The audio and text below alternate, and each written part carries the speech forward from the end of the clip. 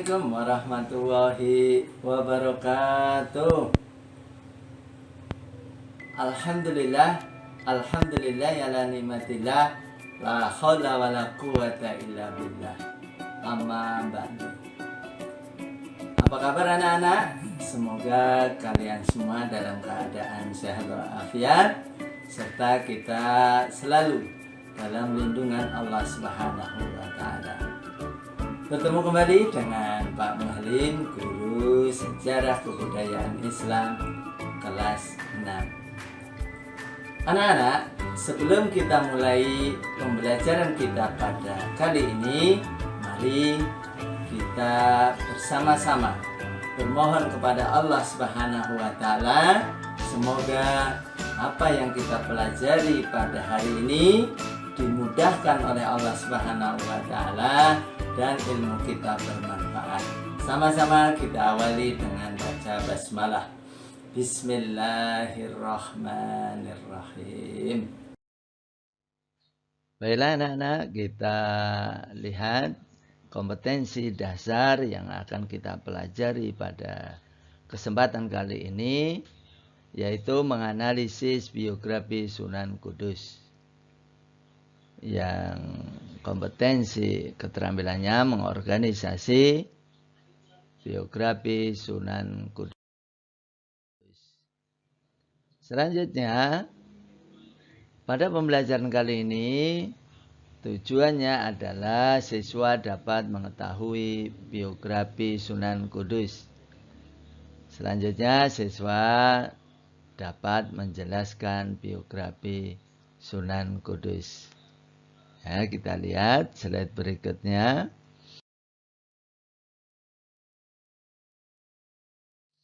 Inilah peta konsepnya ya, yang kita mau pelajari pada kesempatan kali ini.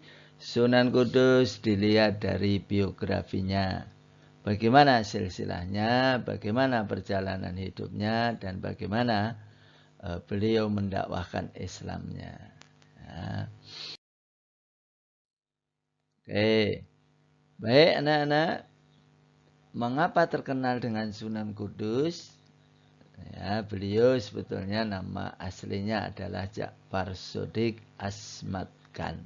Ya, beliau adalah putra Usman Haji bin Ali Murtado, saudara kandung Sunan Ampel.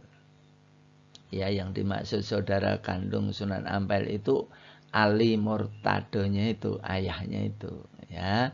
Dan silsilahnya bersambung dari Syekh Ibrahim Asmarakondi hingga Rasulullah SAW melalui jalur Husain, ya, anak dari Sayyidina Fatimah.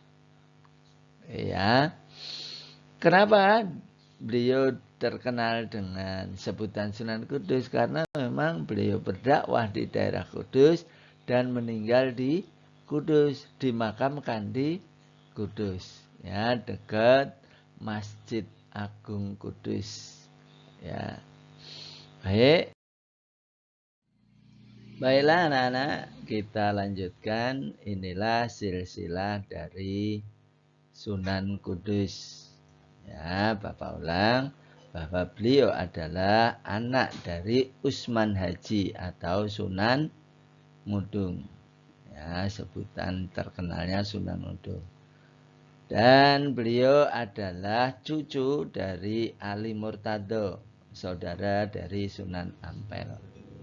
Ya, berarti dalam diri Sunan Kudus mengalir darah Sunan juga. Ya.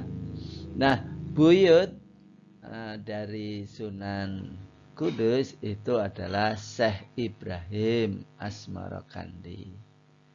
Ya, yang tadi Bapak sebutkan silsilahnya sampai pada Rasulullah SAW. Sunan Kudus bernama asli Ja'far Shodiq Asmad Khan. Ya. Beliau berguru dengan Kiai Telingsing. Nah, Kiai Telingsing ini adalah murid dari Laksamana Cheng Hu, ya, seorang Tionghoa yang masuk Islam dan berdakwah ke tanah Jawa. Ya. Beliau juga berguru ke Ampel Denta, berarti di Surabaya, di tempatnya Sunan Ampel. Beliau udah meninggal duluan berarti ya, beliau berguru di sana. Selanjutnya setelah beliau mampu dewasa, beliau diangkat sebagai senopati. Senopati itu adalah panglima tertinggi dari sebuah pasukan. Waktu itu Demak sudah berdiri sebuah kerajaan Islam, ya, yang pertama di Pulau Jawa. Nah, beliau sebagai senopatinya atau panglima tertingginya. Dia juga diangkat sebagai seorang imam masjid Demak, ya, Demak Bintoro yang ada di Jawa Tengah. Setelah itu beliau diangkat menjadi kodi atau hakim pemutus perkara. Nah, jabatan ini lebih tinggi dari imam masjid karena harus bijaksana mempertimbangkan perkara dan lain-lain. Ya, harus bijaksana. Nah, kedudukan itu sangat tinggi pada saat itu, ya. Selanjutnya anak-anak, dakwahnya di desa Tajuk atau Kudus. Nah, pada saat itu kerajaan Demak terjadi perselisihan dan Sunan Kudus tidak mau, Jakpar Sodik tidak mau terlibat dalam perselisihan itu. Maka beliau pergi hijrah ke desa Tajuk yang sekarang kota Kudus itu. Ya, enggak apa, untuk berdakwah sesuai dengan ilmu yang beliau miliki. Ya.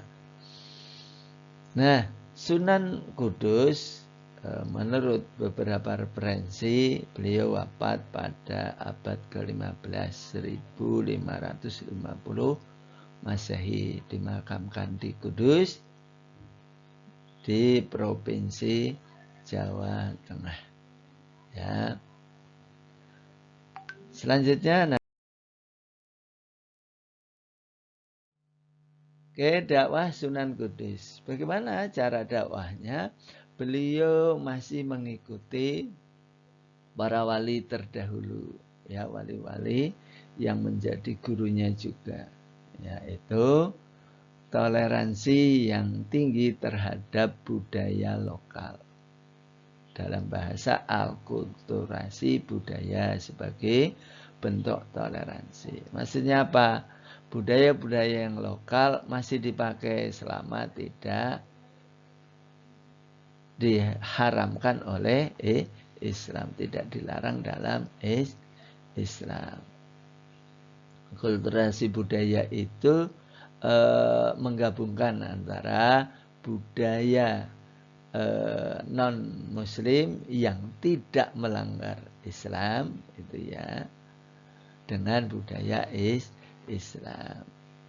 Oke, nanti Bapak kasih contohnya. Yang kedua, melarang menyembelih sapi pada hari kurban untuk menghormati umat lain. Ada umat lain itu melarang menyembelih sapi. Ya. Yang selanjutnya mengganti sembelihan hewan kurban dengan kerbau. Kalau dalam Islam kurban itu yang terpenting hewan ternak, ya. Kalau kerbau termasuk hewan ternak, jadi yang disembelih kerbau saja. Dan ini masih dijadikan sesuatu yang sakral gitu, ya. Di daerah Kudus itu kalau kurban sampai dengan saat ini tidak mau menyembelih sapi, tapi kerbau. Ya, kerbau kalau sapi itu yang warna putih, kalau kerbau itu yang warna hitam itu. Ya. Oke, selanjutnya mengajari masyarakat dengan pandai besi. Maksudnya keterampilan membuat alat-alat pertanian dari besi yang ditempa, namanya pandai besi. Itu ya, mengubah besi menjadi alat. Itu kalau sekarang serba mesin, kalau dulu belum. Jadi masih dikerjakan manual. Ya, besinya dibakar, terus dipipihkan menjadi arit, menjadi golok dan lain-lain. Ya. Beliau juga mengajarkan seni ukir dan melukis. Jadi di Indonesia ukir-ukiran itu paling terkenal ya daerah Kudus, Jepara, Jawa Tengah. Ya, maka dari itu sebagian dari peninggalan Sunan Kudus. Kayak apa saja peninggalan Sunan Kudus itu? Yang pertama Menara Kudus. Nah, ini Menara Kudus ini lain daripada yang lain. Biasanya menara itu mengadopsi bangunan dari Arab Saudi atau Timur Tengah. Tapi kalau ini enggak. Jadi asli Indonesia. Itu ya. Jadi bangunannya bangunan mirip bangunan Hindu Buddha, tapi peruntukannya untuk masjid. Gitu ya, untuk masjid. Jadi unik. Nah, Menara Kudus ini sangat terkenal menjadi ikon kota Kudus, Jawa Tengah. Sangat khas. Yang kedua adalah Masjid Agung Kudus. Sampai sekarang menjadi tempat wisata religi ya. Juga sebagai tempat ziarah bagi kaum muslim Wali Songo di orang-orang Wali Songo di Indonesia. Ya, sebagai bagian dari ziarah Wali Songo begitu. Yang selanjutnya adalah Padasan, tempat wudhu. Ini sama. Jadi Padasan itu adalah tempat tampungan air, namun arsitekturnya itu masih arsitektur budaya lokal atau masih Hindu Buddha gitu ya. Tapi fungsinya untuk bersuci. Ya, bersusunya masih, tapi padasannya ini arsitek gaya Hindu Buddha itu ya.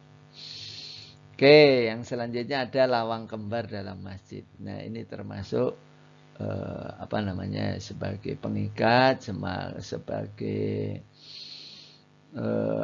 daya tarik bagi orang-orang lokal pada saat itu biar mau ke masjid begitu. Ya. Ya, sampai sekarang masih ada di dalam masjid peninggalan Sunan Kudus. Oke.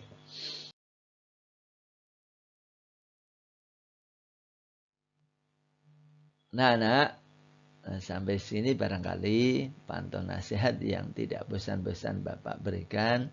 Depan rumah ada kolam tempat menanam bibit ikan. 5 waktu sehari semalam tetap harus ditunaikan. Burung nuri di atas dahan terbang pergi ke lain pohon. Hidup mati di tangan Tuhan, kepada Allah kita bermohon. Anak-anak.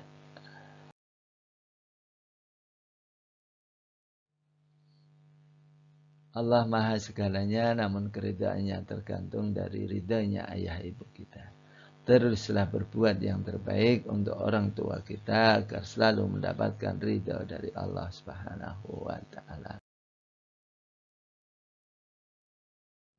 Selamat bersama anak, tetap semangat, jangan lupa salat, jangan jaga badan tetap sehat agar bahagia dunia dan akhirat. Amin ya rabbal alamin. Sebelum kita tutup, mari bersama-sama membaca hamdalah. Alhamdulillahi rabbil alamin. Wabillahi taufiq wal hidayah. Wassalamualaikum warahmatullahi wabarakatuh.